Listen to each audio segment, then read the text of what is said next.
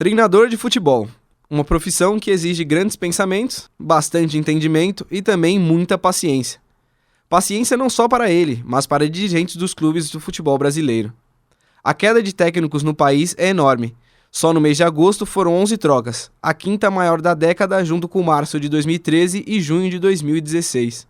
Fomos atrás de pessoas no meio do futebol para saber por quais motivos elas acreditam que exista tanta troca de técnicos. Dudu Monsanto, jornalista esportivo e presidente de gestão do Serrano, clube da cidade de Petrópolis, no Rio de Janeiro, concorda que há uma alta rotatividade de treinadores no Brasil e que os grandes clubes da Série A do Brasileirão mantêm essa cultura de demissões. A movimentação nesse mercado de treinadores, a frequência com que as mudanças são feitas, ela é muito grande, né? É muito maior do que em países europeus, não que não aconteça por lá, mas aqui a gente vê que mesmo em primeira divisão, que teoricamente são clubes melhor estruturados, clubes que têm departamentos de futebol com condição de planejar melhor, escolher as suas contratações, ainda assim, essa cultura de demitir o treinador na primeira dificuldade aqui no Brasil é quase que uma regra oculta ali das regras do jogo no futebol brasileiro, né? Você tem todas as regras do futebol, tem uma última lá, escondida, oculta, que é essa. A culpa é do treinador. Se deu errado, a culpa é do treinador e o cara sai. Tem outra regra também implícita que é: não perdereis 3 jogos seguidos. Mesma coisa, perdeu 3, tá fora. Na visão de presidente do jornalista, ele afirma que para ele, seguidas derrotas não devem ser motivos para as demissões dos treinadores. Eu só acho que não tem essa de perdeu 3 jogos, muda.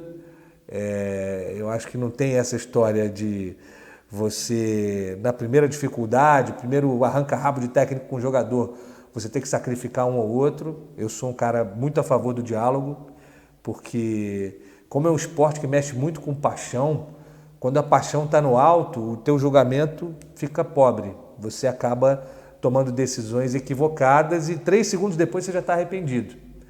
Caio Mendes, lateral esquerdo do Nacional de São Paulo, tem opinião parecida com a do jornalista. O jogador de 33 anos defende a permanência de um treinador, mesmo que ela seja mínima. Bom, eu acho que tem que ter um mínimo de um trabalho, no mínimo de uma temporada. Daí você vê, uma temporada o cara não foi bem, agora tem alguma coisa errada.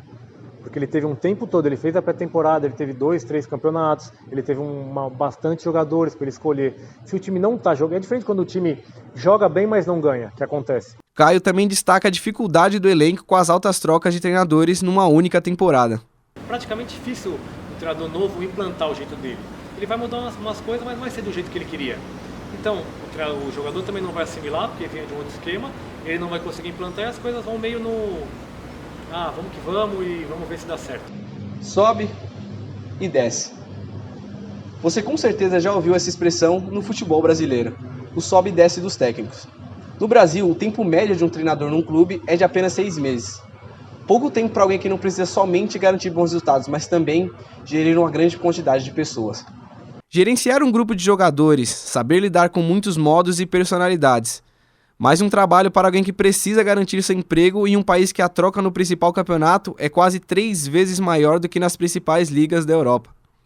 Hoje o treinador de futebol ele não tem que se preocupar só em montar um sistema tático, escolher os jogadores e fazer aquilo funcionar dentro de campo.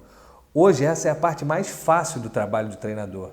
A mais difícil, especialmente em clubes grandes, é gerenciar os egos dos jogadores.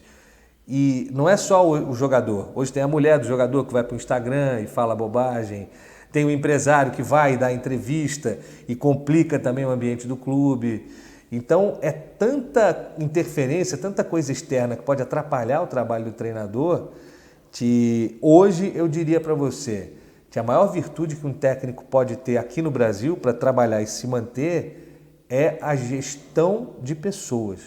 Isso é mais difícil até do que fazer um time competitivo. O treinador hoje tem que saber gerenciar o grupo.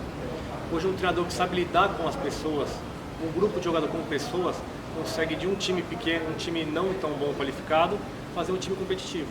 Mas se ele não tiver esse bom entrosamento com os jogadores, ele de um time bom pode ficar um time que não tem comprometimento. Essa grande rotatividade de técnicos é notória que se tornou algo cultural. Desde 2003, só no mês de agosto, foram feitas 143 trocas e desde 2011 são mais de 472. Ainda assim, existem treinadores novos que podem vir a fazer trabalhos bons e duradouros. Então eu vejo que está vindo uma geração aí que é preparada, que estuda muito, que usa a tecnologia a seu favor e que vai ter que ganhar a hora de voo aonde? Na gestão de pessoas. É ali que vai ser o segredo para que essa geração que está estudando, que está se preparando, consiga seguir.